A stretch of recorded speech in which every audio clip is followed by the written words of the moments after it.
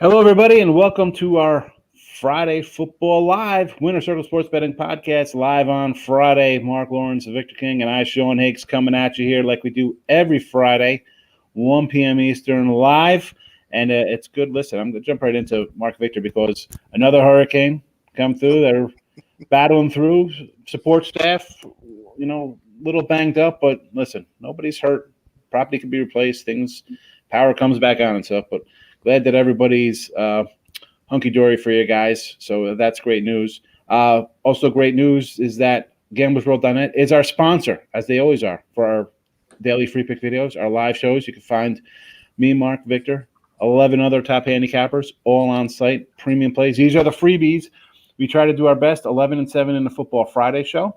Even last week, Marc didn't make it, and I had a Bob Dylan quote ready for him. Oh, that he can't do something forever. He had the Miami Patriot game. Somebody's like, he's taking Miami. What's he, crazy?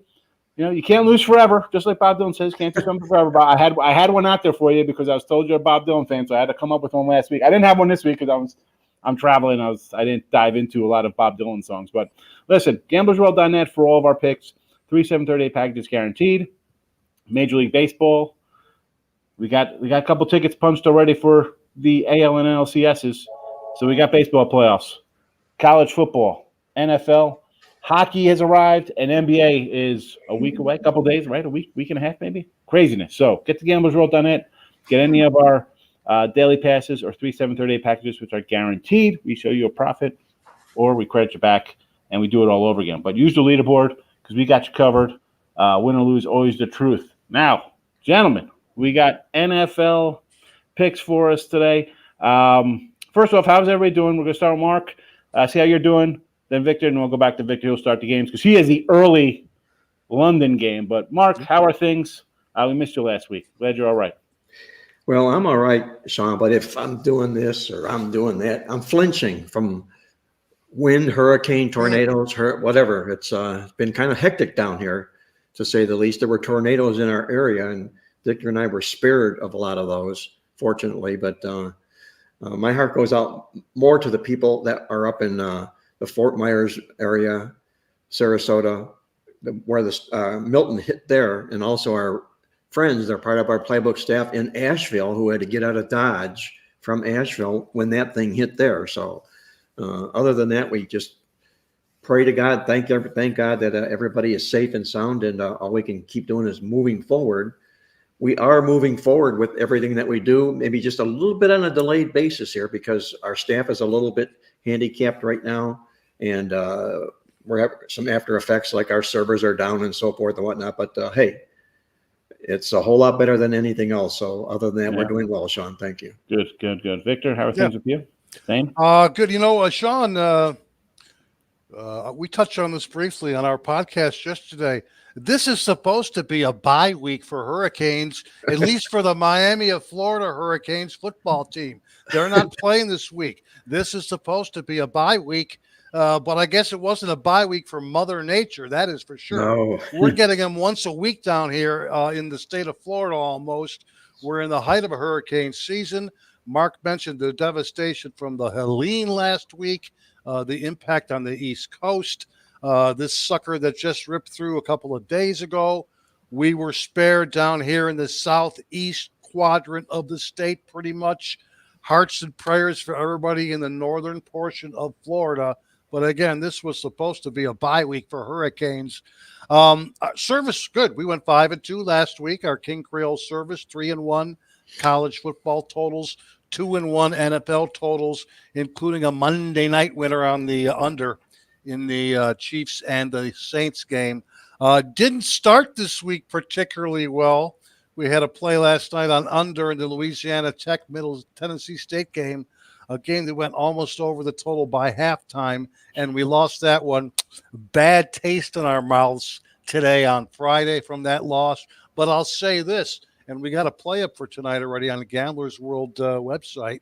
We've gone 5-0 ATS on Fridays this season. It's been our luckiest day, if you will, and we got a over-under tonight that we are looking forward to in addition to the weekend. There you go. Go get some gamblersworld.net for Victor's premium today. I don't know. Mark might have. I don't know if Mark has to play. I got to play up tonight as well. So Yeah, Mark, you got one too, right? Yeah, I do. We're doing a big college football false favorite play of the year, and I believe it's up right now at Gamblers World. go It's a get live it. dog that I see winning the game straight up. I love live dogs, especially those that I think can win the game. Listen, who doesn't? We know you're a dog guy. We know that. Who doesn't love them, right? I mean, I was told by someone that, he's like, when he's talking about doing shows, he's like, when in doubt, just take the underdog because two out of three things are going to work in your favor. You're going to win outright. You're going to cover. And if you lose, and if the other two happen, they're always going to remember somebody taking a dog because everybody's mindset is to take the favorite all the time. So, Sean, let me follow up on that a little bit. And that's sort of been a mantra of mine for a long time. And the reason I came to that ideology of thinking that way was Woody Hayes used to be the head coach at Ohio State back in my day as a kid. And I loved the football program. And Woody Hayes' mantra was 3 things can happen when you pass the football and 2 of them are bad. 3 things can happen when you run the football and 2 of them are good. It's the same thing with favorites and dogs, passing or running. It's the same thing. And it worked for Woody Hayes, and knock on wood, it's working for us as well. absolutely, yes, Woody Hayes. See, I'm a. I don't know if I even have a favorite Ohio State guy who was there when I was running, during my time of football. I'm never into Ohio State. I was always a Canes guy because when you're a teenager and everybody hates them, you're like, oh man, these guys are cool. You're in the mid '90s. I'm a sophomore in high school, and it's like 2 Live Crew and Miami Hurricanes. Like, oh yeah, look at this, I'm a badass. So that was my guy. I guess it was a who was that? Dennis Erickson. Not that he was a great coach, but they had some characters on that team for sure back then. That's when they were known as the convicts, right? They take on Notre Dame. It's the convicts against the Catholics, right? they were some good games. I love the U documentary, man. They're just fabulous. If the second one's pretty good, the first one's really good. But I'm glad they had a second one though, because you had to follow it up because you feel bad for what's his name, who left and went to the Browns, because he had all those recruits in there on like track scholarships, and then they go and win a championship the next year after he leaves or whatever. But anyway, enough nostalgia. We will always jump into nostalgia on the show and chili talk probably, but let's talk some NFL. And Victor has got Bears and Jags. Jags basically a quasi home game, right? They are the official over the sea team for the NFL. With mixed results over there, we're like, why do you say these bad teams over there? But hey, Jags, I don't know. To me, I think the coach is on his way out, especially if they do poorly here. It's just a rare spot for me, I think, Victor. They're a pick 'em 1-2. It's a weird line. They were a dog. Then I saw it kind of go down, but then back up again. I don't care how bad Peterson is down there. I cannot trust the Bears as any kind of favorite, whether it's a 1/2 point, 1.4. I fade them. Listen, I may have lost going against them. I am not a Bear lover. No, thank you. No, thank you, Bears. But this is your game. We have I think a 1.5 and a 44.5 as the total here. Since you're talking about the side, let me just throw this out from my little tidbit list here in regards to international games. The favorite has actually done very well in these games. They've gone 31-15 ATS. That's a solid 67%. The favorite in these games. However, with that said, rookie quarterbacks have made 5 starts thus far in the international games, like Caleb Williams. They've gone a perfect 0-5 straight up and ATS. So it's one of those games where we've got 2 things working against each other, which will take me off the side and get me into the total. And this is where the line move has indeed been significant. When I was preparing the totals tip sheet on Monday morning, the line in this game was about 42.5. And I made my play on the over. I made my bet on the over at 42.5. Lo and behold, look where we're at right now, 44.5 out there. You might find a 44 if you're lucky, but I am not surprised. The game has steamed a couple of points to the over. And again, Sean and Mark, I'm not surprised because I think the timing is right. for an international shootout. I know last week's game here at Tottenham ended up going under with the Jets and the Vikings back to the exact same venue second week in a row. At least we've got some firepower behind us because we've got two teams up their best offensive performances of the 2024 season. For the Bears, 424 yards, 36 points against Carolina last week. And for the Jags, it was 497 total yards of offense and 37 points in that shootout against the Colts. After starting the year 0-3 over under, the Bears and Caleb Williams, they're looking calmer. They're settling in. They've now, gone over the total in 2 games in a row. I've got something out of the database here. Road or neutral site favorites off back-to-back home wins that both went over the total.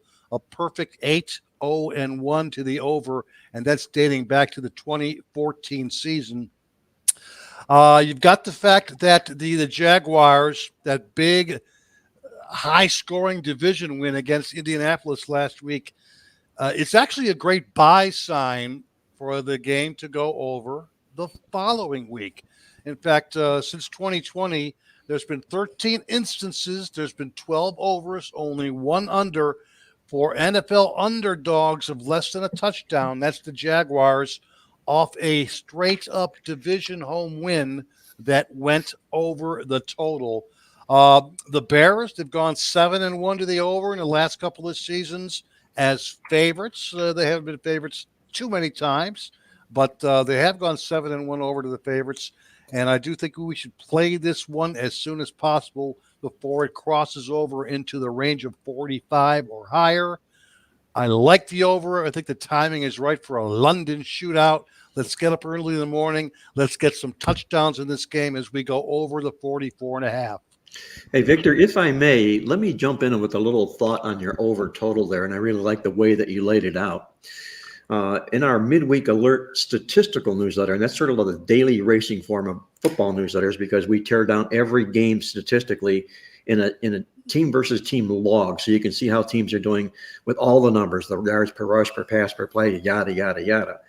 Bottom line, though, is that if you look at the Jacksonville Jaguars team logs this year, in their 5 football games, they have surrendered season-high yardage in all 5 games. That's the reason the Jacksonville Jaguars are not winning football games is because their defense is just flat out rotten. It's been, a lot of that fault is going to Trevor Lawrence here, but he's got to get some help from the defense here. And I think if that continues, Victor, it can only help your play. I like that. That was supposed to be their strength going into the season was their defense. So, boy, I like those numbers there. Season high yards and 5 opponents. Wow.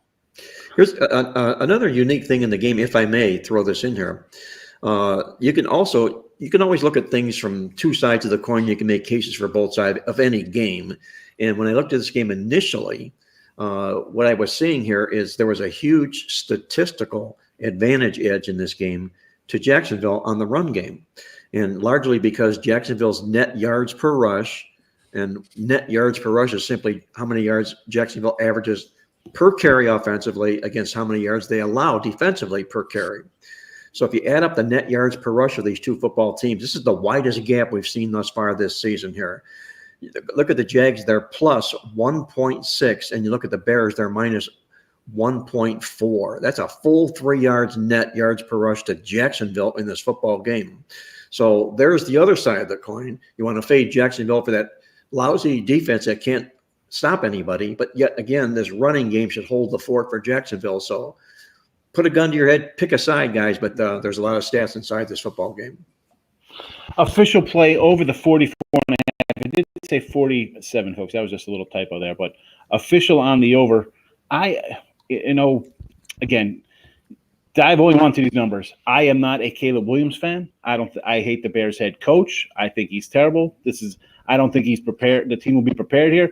I'm all for the over because the Jacksonville's, they're playing for their lives. The coach is probably on his way out. He's got some problems. So I expect, we hope in one hand, poop another, but they really need a big win. I don't think the coach for Chicago. I'm not going to say his name. Even the quarterback. I do not like him. They will be ill-prepared for a London trip, and I think the Jags get right. But the over, sure. Why not? Why not 37-13 or something?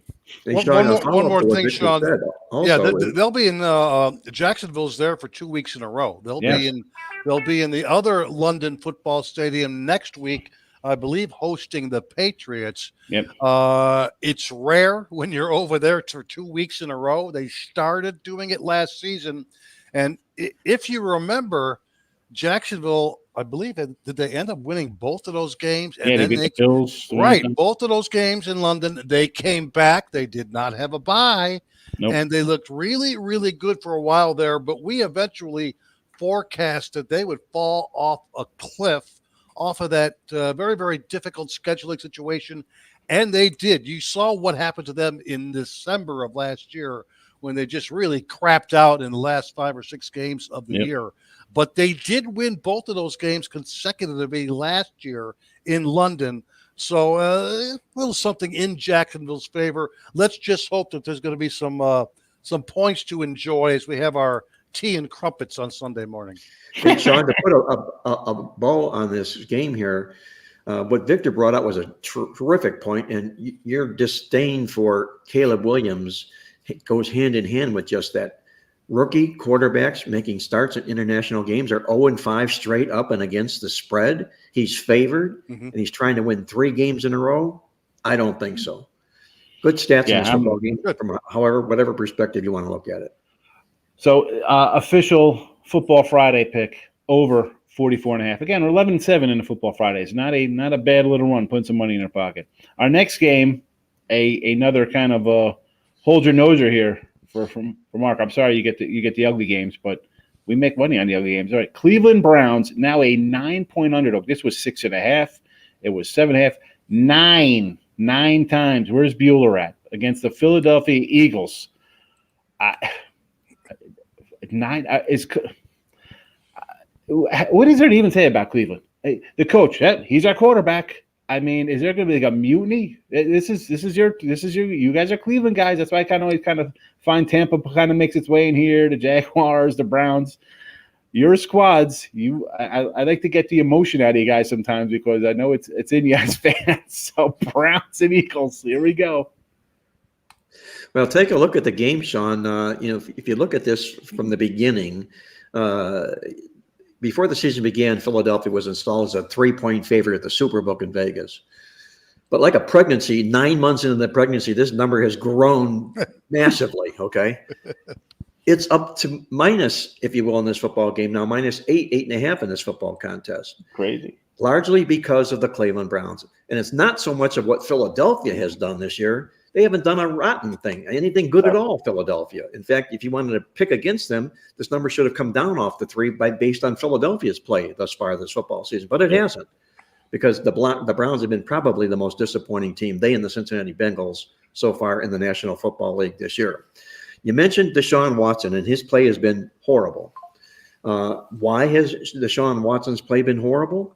Well, aside from all the distractions and off-the-field garbage that he's involved himself in, and justifiably caused by himself, you take a look at what's going on this year. This offensive line is absolutely pathetic. Yep. My God, this kid gets beat up like a piñata every game he plays. It was 26 sacks I think he's had thus far this football season here. You can't continue to keep doing that. And I just wonder, what does that mean for Nick Chubb when he comes back? Is he going to want to run the football behind an offensive line like this? So there's a lot of problems the Cleveland Browns have to iron out, and I can understand why Stefanski hasn't opted to make a change to Jameis Winston. If perhaps the offensive line was intact and healthy and he was playing this poorly, he would have done that. But you can't put the blame all squarely on Deshaun Watson in a football game like this. I'm going to grab the Browns plus the points and hold my nose here. If for no other reason, there's a great stat Victor shared with us, I believe, last week in the National Football League of what's going on today. And what are you doing for me today in the National Football League? Well, dogs of more than 5 points have been absolutely killing it in the NFL this year. They're 17-2-1 against the spread. You want to jump in front of 17-2-1 with a team like the Philadelphia Eagles, who are playing way under their potential so far this year? I don't think so here either. So put a gun to my head. Give me a large clothespin. I'll apply it to my nose, and I'll take the points with the Browns. Cleveland Browns plus the 9, official show pick here for Marc Lawrence. And listen, if the Eagles are going to kind of get back kind of right and Sirianni is going to keep his job, come out of the bye week and get after a team that has poor line play, like Njoku's been hurt.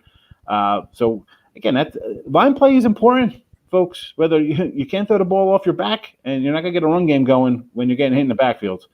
Victor, you want to add anything to the Cleveland pick here? A couple things, if I can. Actually, those numbers now, with the two teams winning straight up and covering last week, 19-2-1 ATS. That's in our database. That's right. 19-2-1 ATS this season for all NFL underdogs of 5.5 or more points.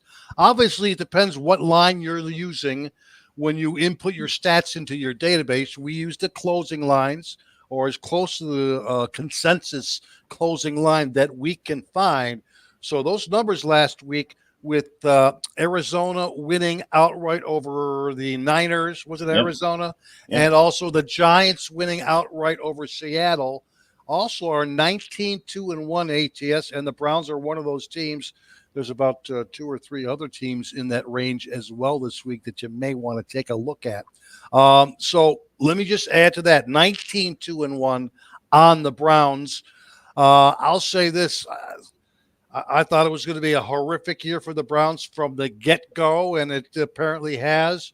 Of course, there are some here on today's show that thought the Browns might be going to the Super Bowl. Who are we talking about? I got a Stefanski Coach of the Year. Oh, there you go. We're in the same boat, Sean. That's all I can say. Listen, I mean, he couldn't have been as bad because I gave him – listen, if you're off the field, we could talk about that. But you're suspended, you don't play, you miss half a year. I can see you getting back in game shape. That's fine. But now we're a month into the season. You look terrible. But, again, your offensive line's banged up. You lose a great running back last year. He's still not back. You lose a little safety valve. You know, the tight ends are a big part of that offense. You know, those guys were important in there. Well, that's you're losing games 18-15. It's not like you're getting trucked 47-9. Right. You know? Right. If there's a knock on Stefanski, you know, he's won Coach of the Year 2 times, it's that he is not a disciplinarian at all. He's rather soft with the players, and they get away with a lot of crap. And he just needs to maybe staple that thing down of what's going on in Cleveland right now, because nobody is paying attention to what's going on there with the Cleveland Browns this football season. So the other point about the 19-2-1 number here, people will say to me, I got to jump on that, man, 19-2-1. Well, my thinking to that is this. It's like a merry-go-round that started out standstill, and then it moved its way up to 10 miles an hour, 20, 30. Well, now it's going 120 miles an hour. Do you want to try and jump on that merry-go-round when it's going 120 miles an hour? Right. When you could have been on it when it was at a standstill at 0? I don't think so.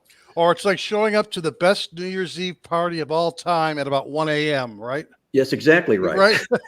you kind of missed the boat a little bit. Yes, you did. You enjoyed the lead up, the hours up until it. One more thing in regards to the total in this game, if you're considering the total in the Eagles-Browns game, opened 44, down to about 42.5 right now. So there's some money coming in on the under.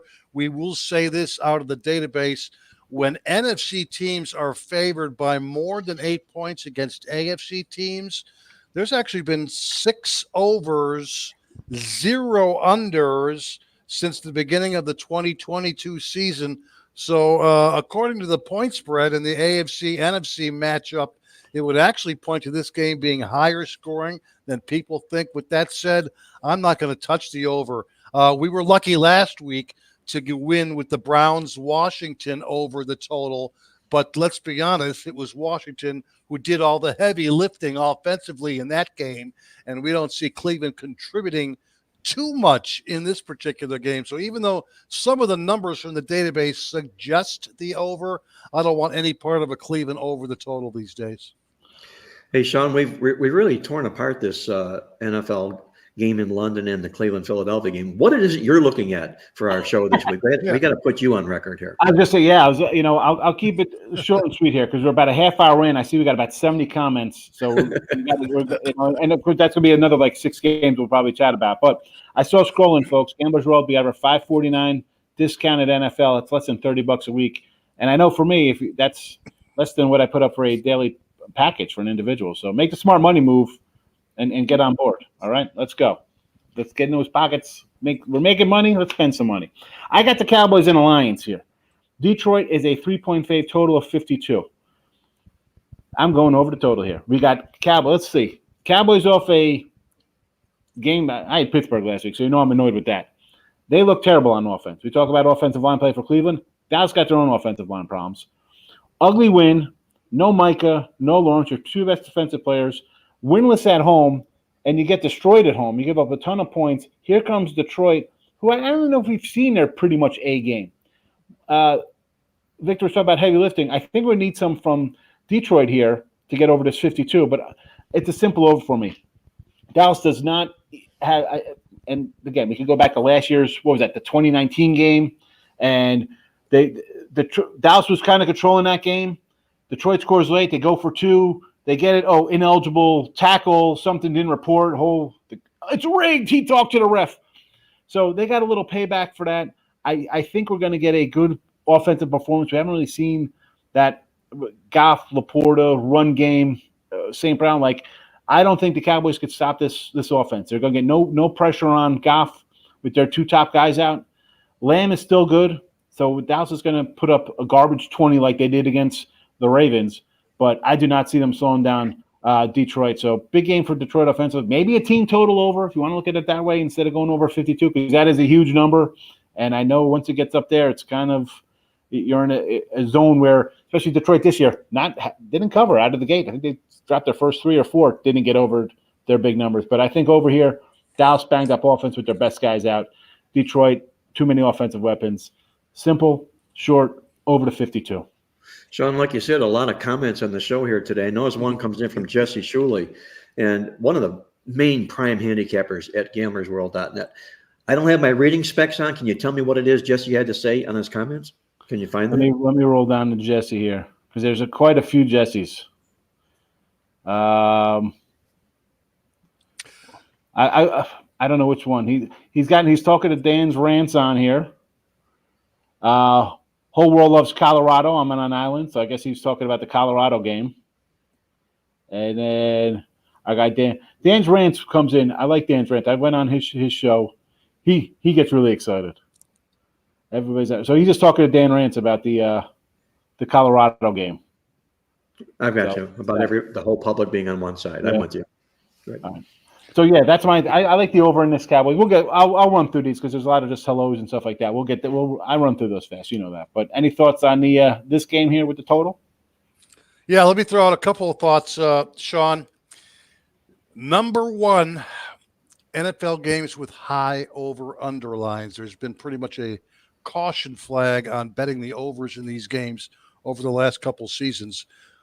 49 or higher in the NFL. They've actually gone 7 overs, 29 unders in the last 2.5 seasons. Wow. High over-under lines. Now, with that said, last night's game, San Francisco and Seattle, it closed at 49 exactly. It went way over the total. So maybe that stat I'm throwing out, maybe it's neither here nor there. Maybe we're starting to see the worm turn a little bit. Another way to consider playing the over, Sean, and I'm not going to bet against you, is to also consider the first half over between Detroit and Dallas. And I say this because, man, oh, man, we played so many Dallas first half overs last year, and they rewarded us. They were tied with Philadelphia for the best first half over team last year. They went 12-4-1 over under, including 7-1 at home. So many fond Dallas over the total first half numbers from last year. So consider that as Zelper, maybe playing over the 26.5 in the first half. But with last night's game going over, maybe those numbers are not as big, or they're starting to skew a little bit. In regards to Sean's play, it's on the over in the game. he suggests maybe a Detroit team total over and maybe even a first half over as well. Yeah.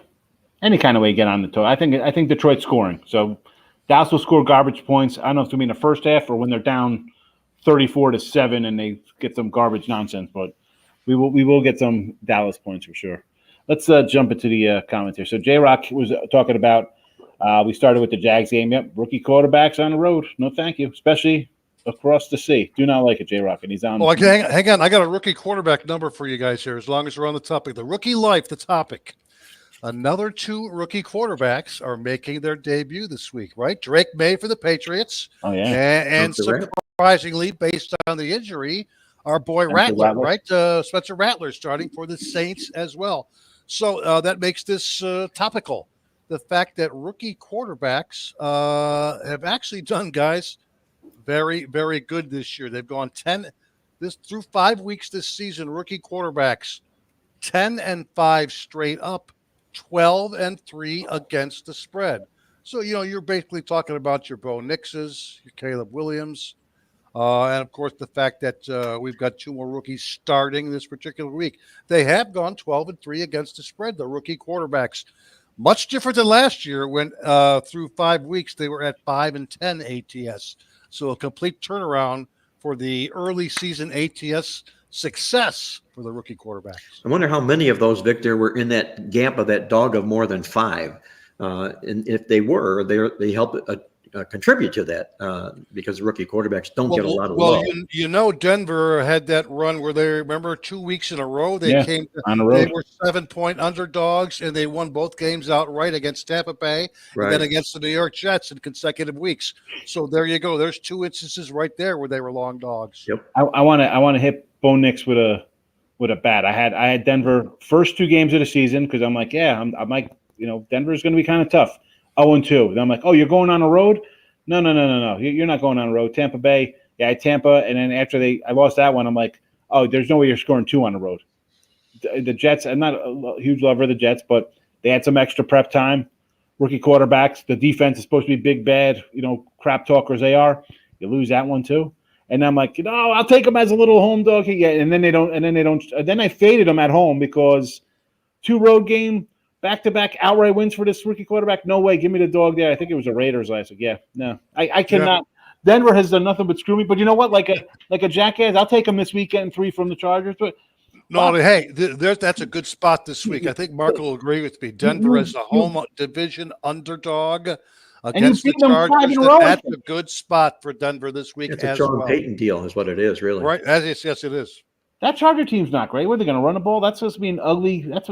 Listen, Denver loves that. They're a ugly squad. I can't even name who the wide receiver. I don't even know who the wide receivers are. Who, Denver? Yeah. Oh yeah, I know. The Cortland Sutton. There you go. Yeah, and the rest of them are all sprinkled around the NFL. The rest of the other good ones. Yeah, Judy's great. Their guy Judy. Anthony Marquez. Look, speaking of Denver, we got Colorado Buffaloes and the points versus K-State. I'm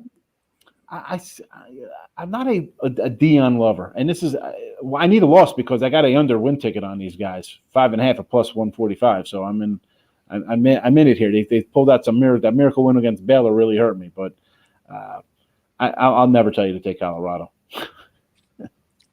Well, I'm not a big Dion fan here either at all, Sean. But what he's done this year has really made a dramatic turnaround, and I was reading where he did it largely because he just murdered the transfer portal in the offseason. I think I read they over 100 signings, transfer signings. So he really had the pick of the litter in restocking this roster this football season. And it's sort of paying off for him in spades this year. And he's got 2 NFL football players, his son, the quarterback, who, by the way, Victor, I don't know if you come across this, but in mock drafts, a lot of people in the mock draft have Shedeur Saunders going to the Cleveland Browns in the draft with the number 5 pick. That'll be a nightmare.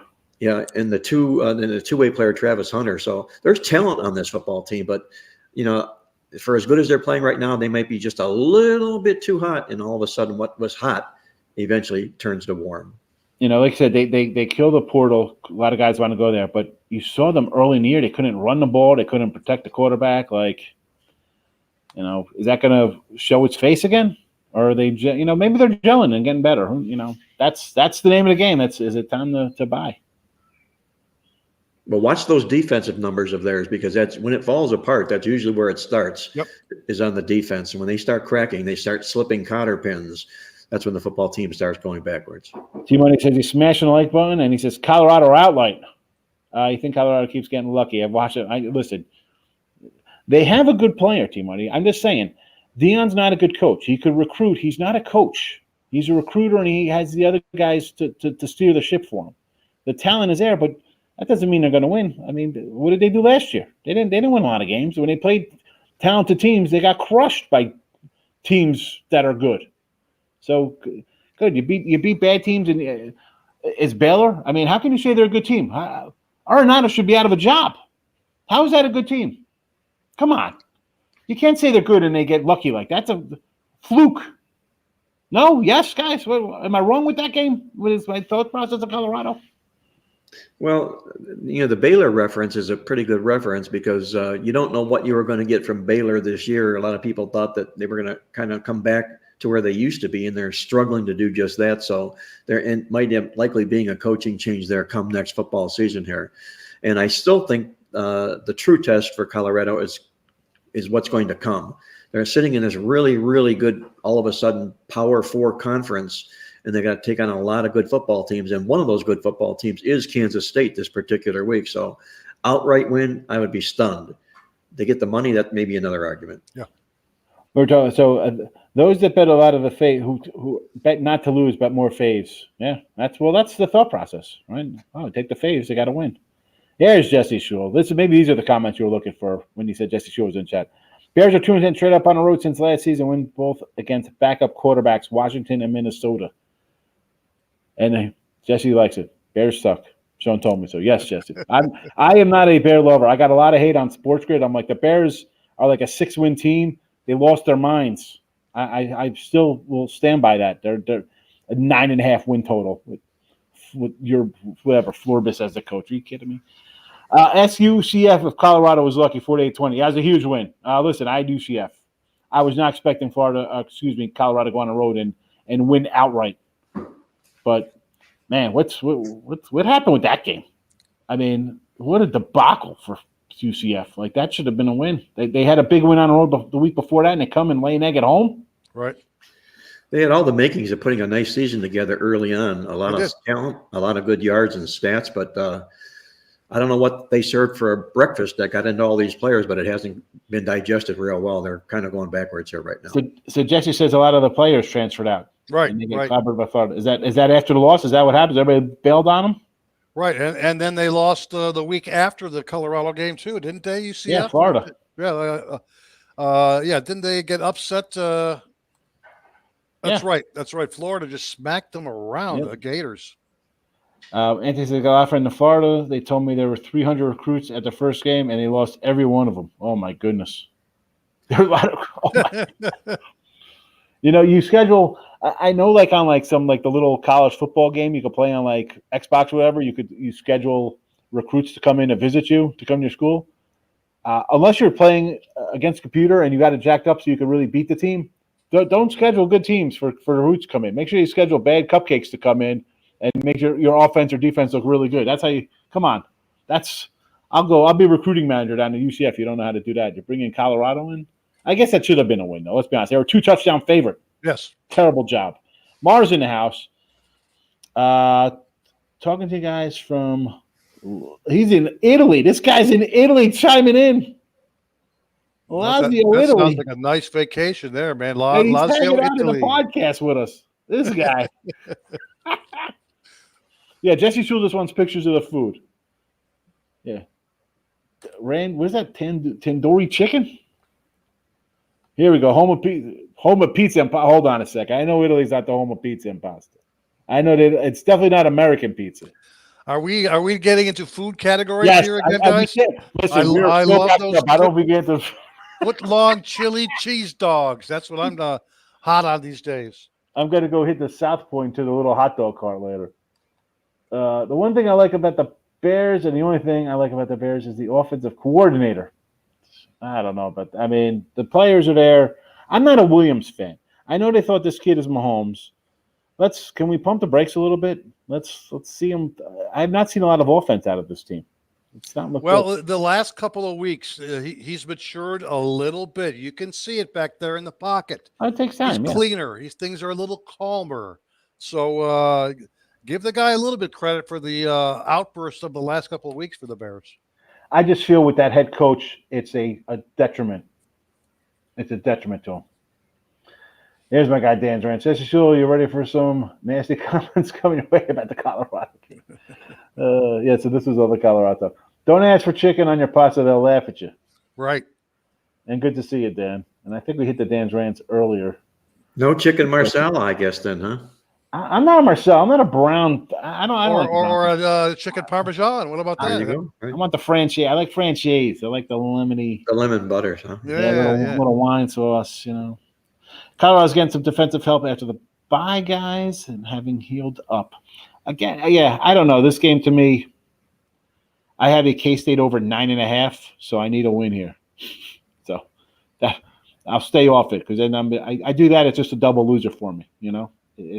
I can't pull the old reverse jinx like bet Colorado, so I win either way. Because if I do that, then I'm losing both. It'll be Colorado loses, but some K-State loses somewhere else, and I end up losing.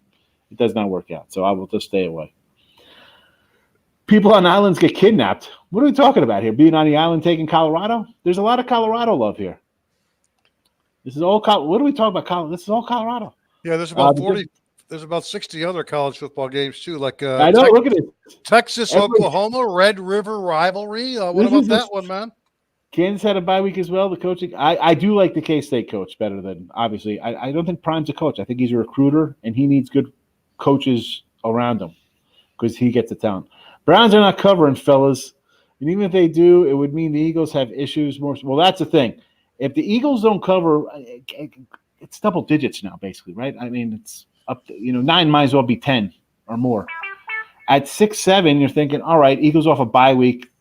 They better get right. Sirianni's at the door. He's at the door. He won't last the season if they can't win this one by 2 touchdowns, right? Because the thought process is that the Eagles are a really good team, or thought to be good, and the Browns are struggling. But let's be honest, man. I mean, Browns win outright here, right? All the love just keep betting up. Everyone, they went from 6.5. It's 9 now. They're putting on like they got tomorrow's paper on the Eagles. I don't get it. It's the physical condition of the Cleveland Browns, and obviously their poor play on the field. Not a lot to play for here right now as well.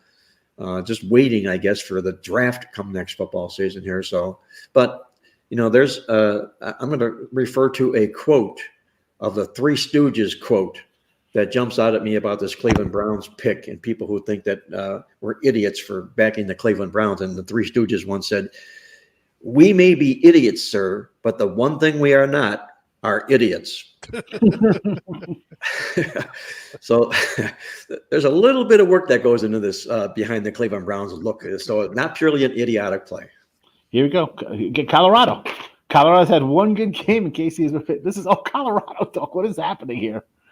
All right, we got to get off the Colorado. Any chance Colorado and Atlanta going? Here we go. This is Carolina and Atlanta. I thought it was in Colorado because I'm on my little laptop here. So Carolina and Atlanta go under. I think this line has gone up. It was a 44.5. It's gone up a bit here. I'm a little shocked. I guess the thought process is that Atlanta's offense is starting to gel a little bit. Cousins is getting into a little bit of his midseason healthy form. He's back. I would lean over, John. I don't know about the other guys.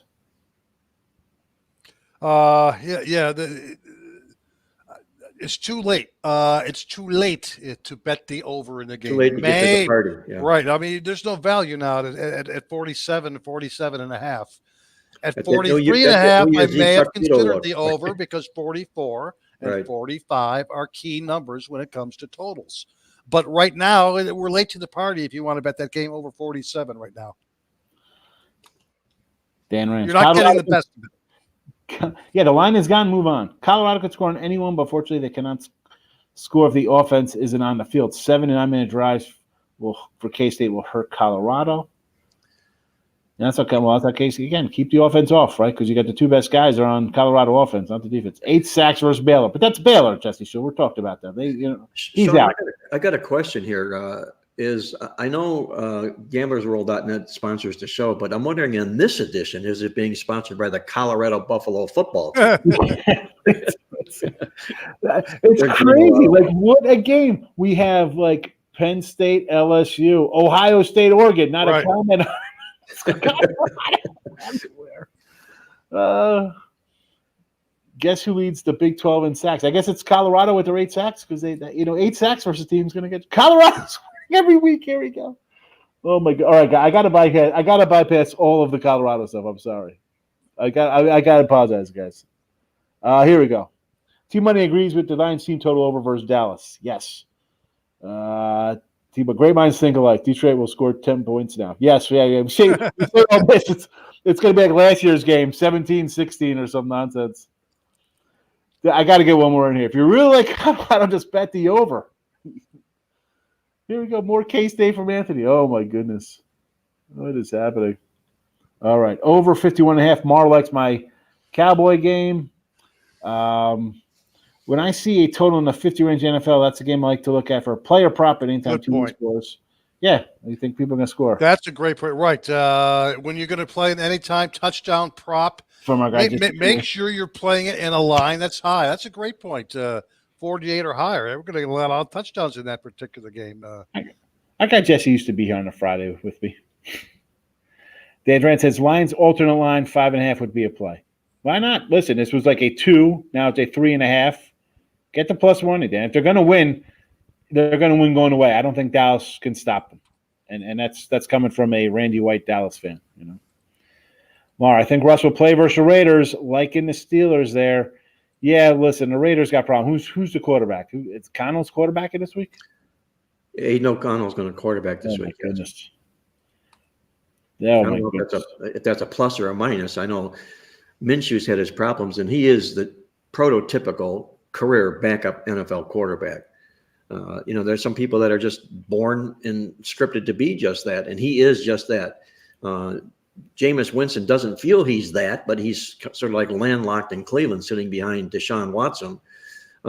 Andy Dalton has now turned into a prime backup quarterback, but you still have to deliver results. And the bottom line here is Gardner Minshew was not delivering results for the Raiders. No, he's a good backup guy. He's the guy you come in and could reel off 2 or 3 wins while your guy comes back from injury. That's like Dalton. They might win a couple games with Dalton. I mean, he's a veteran. He's only 34. I thought he's a lot older, but he's not. Jesse says Atlanta is 29 first to run. Chuba Hubbard props. He's looking for Chuba to go off. K-State got beat badly by BYU. Are they a good team? Is that the end of the comments? That's it. I was ready to tell you. I can't believe that there are no comments. Oregon State, Oregon. On the big games, huh? Yep. Oklahoma, Texas. We'll just tap on those for a second. But first, gamblersworld.net, again, is our sponsor, not Colorado, Buffalo, K-State, Big 12 action. They should be sponsoring us today because we talked about them we talked 27 minutes on our 3 NFL games, which were over Dallas, Detroit for me, Mark's taking Cleveland Browns +9. Victor is grabbing the over Jags and Bears in London 44.5. Those are our 3 video picks, but Colorado and K-State for us, it's a no play. I got none. Nice, no, thank you. I got K-State season. Let's talk about Red River here. Texas, Oklahoma, a 14, I think, is that big number. This was an 8 in the summer. The early look ads here. I'm not a Vrabel guy. Normally these games are pretty close, right? I think Texas mauls them. I think Oklahoma's, for whatever reason, I haven't been impressed with them this year. I mean, I had them the other day at home against the other day, whatever it was, a week or two against the Vols. I'm like, they'll have a spunky kind of let's go where Oklahoma, they have 5-star recruits. I don't. What is going on there? I think Texas runs them out of the building. Well, is this a little bit of that ABO kind of a situation, Sean? Always beware of the obvious. Texas is #1 team in the country. And they got Georgia on deck too. Oklahoma's struggling here this football season, but you know something? You can throw all that stuff right out the window when it comes to rivalries, and this is as big a rivalry as it comes in a football game like this. And you know, as well as anybody, that Oklahoma would love nothing better than to pull the rug out on Texas and derail them from the #1 spot in the college football standings here. You got a lot of great Oklahoma stats in this football game, probably basically because there was a lot of good Oklahoma football teams that brought those to the table in the years past. This one's not one of them, but you don't find them a double-digit dog in this series hardly ever. And so you have to ask yourself, will Texas be good enough to run this score up in Oklahoma? I don't think so. I think this game's going to be a little closer than the odds makers anticipate. I was chomping at the bit and waiting for this game to get to 16. Maybe it will come Saturday, who knows? But to me, I think there's value to Oklahoma in the game. Yes, I mean, Texas got Georgia next too. So Right. not that it's a look. It's Oklahoma. They're not looking past Oklahoma because Texas, since moving to Texas, they consider Oklahoma like a North Texas county. They consider it part of Texas, like they own it. So they're not overlooking the Sooners one bit. And Georgia on deck, Alabama would make a difference. But it's still technically for our look at it, it's like, oh boy, that's a big game as well. There's another thing, Sean, inside this game here that people should be aware of. And there's a good handful of games that are qualifying the same way on the card in college football this week. And it's what we call a 5-0 fat cat. That's exactly what Texas is. They're 5-0 to begin the football season.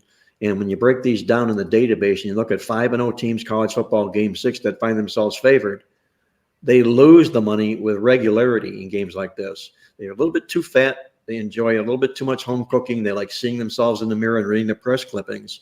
So they kind of come down a little bit, if you will. That's Texas on this football card this week. And the reason I'm bringing that up is the other side of the coin here.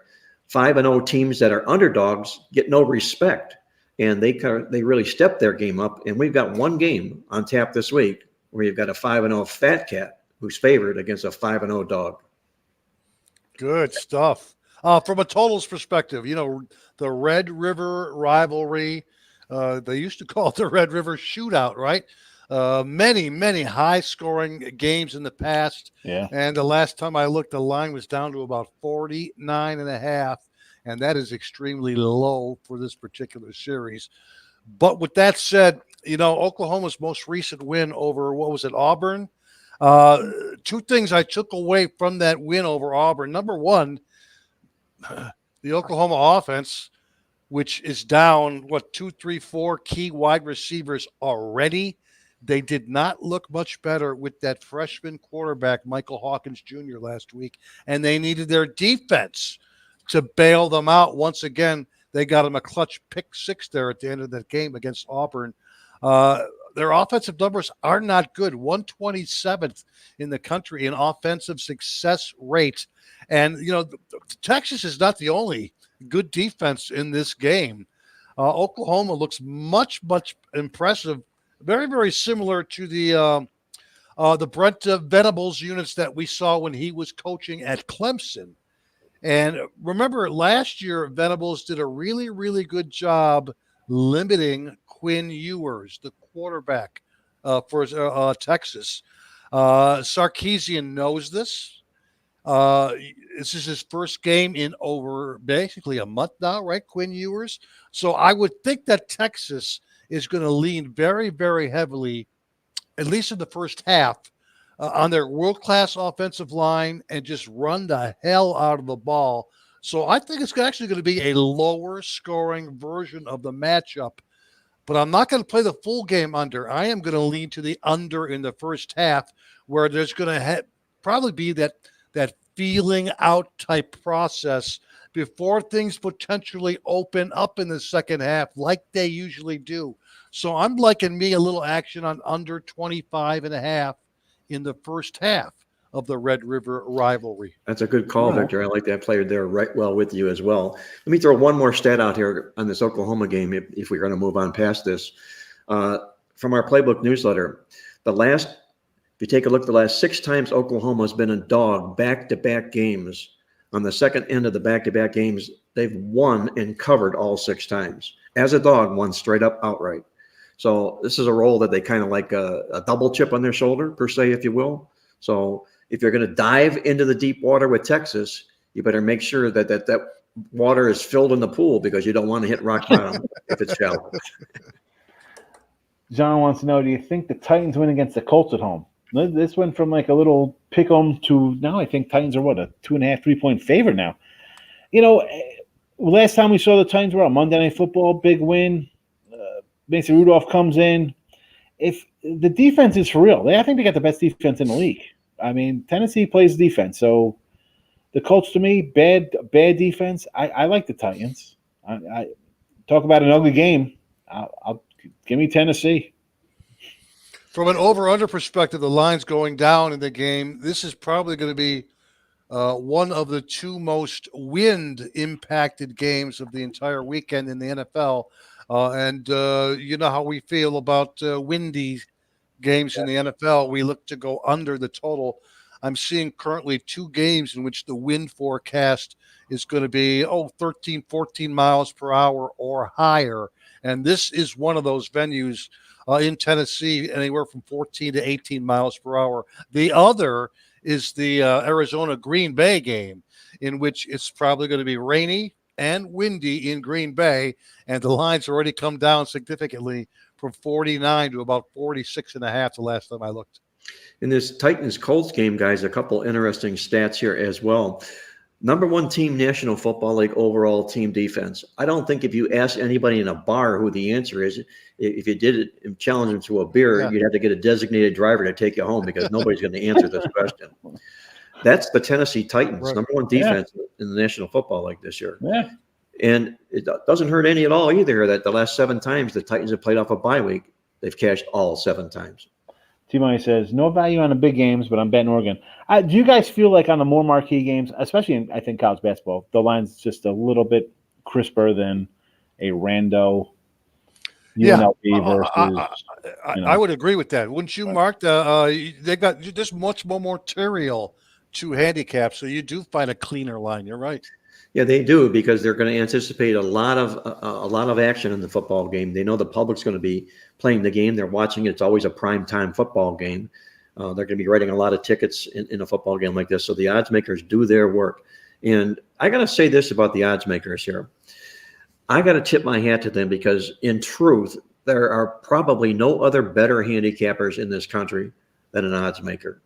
He knows exactly what he's doing, and you can question the lines that he puts up in football games and challenge him and so forth and whatnot. But more often than not, you'll be wrong in doing just that. So what I've learned over the years is not to challenge the line that the odds maker puts out there, but handicap the game with that line. I don't want to say it's too many points. I don't want to say it's not enough. Tell me what it is, and I'll tell you whether or not I like to play as a handicap. There you go. John likes the Ducks home dog there versus the Ohio State team. And I'm a Lanning guy. I like Lanning. Days. The problem, expanded playoffs. So this game would have knocked somebody out of competition, but now all this does is knock them out of the Big Ten championship game. They're still going to the playoffs, the loser of this game. Right. You're gonna see numerous 1-loss teams in that now expanded 12-team playoff. Right. Probably 2-loss teams. Let's be honest. You're going to see 1 or 2 of those too. All they have to do is be ranked in the top 12 at the end of the football season. They can That's have it. 2 losses and be That's it. ranked number 11, and they're going to be in the college football playoff. Right. That playoff, which eventually is going to go to probably 24 teams as well. Why? Stop. That's the kind of crap. I don't want to do this anymore when I see stuff like that. I think I see 4 power conferences of 24 teams each. Does that sound right? 96 Power 1 teams? What do you think, guys? Well, the SEC Big Ten are talking about forming a super conference, Right. Which would probably be, the premier conference if they did just that. But I agree with you, Victor. We're going to probably see 4 conferences in all of I think it would be football. interesting if college football adopted what they kind of do in European soccer, that relegation type thing, right? Where you move up and down in conferences based on your actual play that particular season. I think there's a lot to be said for that theory of relegation. I love that. That's a really good. It's a lot of incentive for football teams as well. Yeah. Listen, it'll still be. They're going to go to 24 teams. There'll still be 12 SEC teams because it's like, oh well, Arkansas, folks, they're 8-6, but their 6 losses are to teams in the top 15. They got to be in it. Like no. If that's the case, it's the top 2 teams. That's it. The 2 teams get the championship game for each conference going. I don't want somebody else. I don't want some 6-loss team because they lost to the 5 teams ahead of them in the, well, this is the NCAA tournament. I got 9 teams out of the Big 12 coming because they're 18-11, but they lost to Kansas, Baylor, everybody, down the line. Come on with this nonsense. Freaking just give out the participation trophies for these clowns already. Texas first hash this team money to get it done versus the Sooners. I tell you what's going to be required watching on Sunday, right after that early game, that London game. I just can't wait to turn on that Baltimore-Washington game, right? That should be a nice, fun game. Commanders and Ravens. Man, oh, man, that could be a fun game. Another game that's expected to be a shootout as well. That's the game of the week in the NFL this week. Man. I don't think they even thought that it would be a possibility of it being just that. But Daniels hasn't turned the ball over, right? I mean, good. Let's see if they're real here. Because I think they're going to score points. Because the Ravens defense, you had to come back there now, 35-24, whatever, to 35-21 to Cincinnati. You gave up 10 late to the Raiders. You gave up 20 late to Dallas. Again, in blowouts form. But this team, I said this last week, right, Victor? Redskins to win the East. Commanders. Commanders. Whatever they're called. Commanders. But you know what? I did actually join you on that, Sean. And then a couple of days later, I actually threw in a little bit of money on the Denver Broncos to win their division at 35-1 odds. I just love what Sean Payton's done with that team, with the defense, with the core. I think that they have a shot at winning that AFC West division. In regards to this Washington game, that is something I inputted into the database. When you take a look at a big home favorite with an over-under line of 50 or greater. Of course, I was looking for an over-under angle, but sometimes what pops up is an even better ATS angle and against the spread angle. And that's what occurred in this particular game. So I'm looking at non-division home favorites of 6 or more, like the Ravens, when the over-under line is 50 or more, like it is in this particular game. Not much in regards to over-under results, but these teams against the spread have gone 8-25. Yeah, I'd say they struggle, yes. They struggle. High over-underlined teams that are favored by 6 or more. 8-25. That would indicate a lean on what is looking like a public underdog in Washington. This also happens to be Dan Quinn's best role as a National Football League head coach. This is a second tenure, but he's got some numbers that we have in our coaches database. And just simply put that whenever Quinn is a dog and his team is coming off a win, he's 14-5 straight up as the dog, 15-4 to the spread. So this is the role that Dan Quinn relishes against Baltimore on Sunday. Not to mention, you think that overtime win over Cincinnati took a little bit out of Baltimore's sails last week? They qualify in a good anti-overtime system as well. You saw that game. Very, very exciting. I mean, they got to be just a little bit flat, don't you think, especially laying almost a touchdown? I would think so. I was really hoping they had like Pittsburgh on deck or something, but they're going to Tampa afterwards, I believe. I think their next game Monday night. Right, Monday night Tampa, right. So I grabbed Tampa in that spot because I'm like, you know what? It's just this. I don't know whether they win or lose here. I think people are looking to bounce back on them on the Monday night. So sign me up here. Historically, Baltimore with Lamar is a very, very good underdog. Decent short favorite, but not a significant favorite. Lamar has gone in his career now 7-18 ATS as a favorite of more than a field goal. Is it me? My eyes, am I seeing this? But Lamar Jackson, a 2-time MVP, and he's just getting better every time you see him play. It's uncanny. He's really he does not get a lot of love. I don't know why. I mean, people are like, I like Lamar. I got a Ravens Super Bowl ticket on like Bet Online from the start of the year. I thought, you know what? After last year's debacle in the championship game, I go back to that. They just had so much to come out and prove. Although they didn't do it in week 1 when I had them, but I think they're a decent team, and they're getting into their new coordinator and stuff and getting better. But I'm with you on this one. I'm kind of on the commies here to get it done here. He's from down here in South Florida, and sort of from a poor family, and very, very humble person too. So it's nice to see a player like this, a person like this, meet with success like that. Dolphins wish they had him. Yeah, I bet they do. No. Oh, the Dolphins. All right. Well, listen, we're over an hour here. We're going to wrap this up. Again, our free picks today, we gave them out earlier in the show, mid-show. Marc Lawrence likes the Cleveland Browns +9. All right. We are 11-7 in the show. The idiot that he is. Yes. Go ahead. Jaguars, Bears over. It's 44.5. I know it says 47. It's 44.5 in England. And I'm going over as well, a 52, a big number in Dallas. And they have not been kind, right? 7-29 of these big numbers. I don't care. I think Dallas defense is bad. And I think the Lions are going to put a little good one out. Now, next week they got Minnesota. I don't know about that one. Minnesota off a bye week should be a good game. But this one here, over Dallas, over Jaguars, Cleveland Browns +3. Be sure to head out and hit the like button, notification bell on, so you know when we do our Friday Football Live, Monday Night Live, free pick videos during the week. gamblersworld.net is our sponsor. Head on over. We have Friday football up. I know I do. Marc and Victor do. Of course, we have college football for Saturday, NFL Sunday, and Monday night. Go get a premium package. 3, 7, 30 days are guaranteed. But you can buy a single if you want. Let's go. Build that bankroll for the weekend. For Marc, Victor, and myself, good luck to everybody. We appreciate everybody stopping in today. Sorry I missed some late comments here, but we are over an hour, so we're ending the show. Good luck, everybody. Good luck to you guys. Thanks.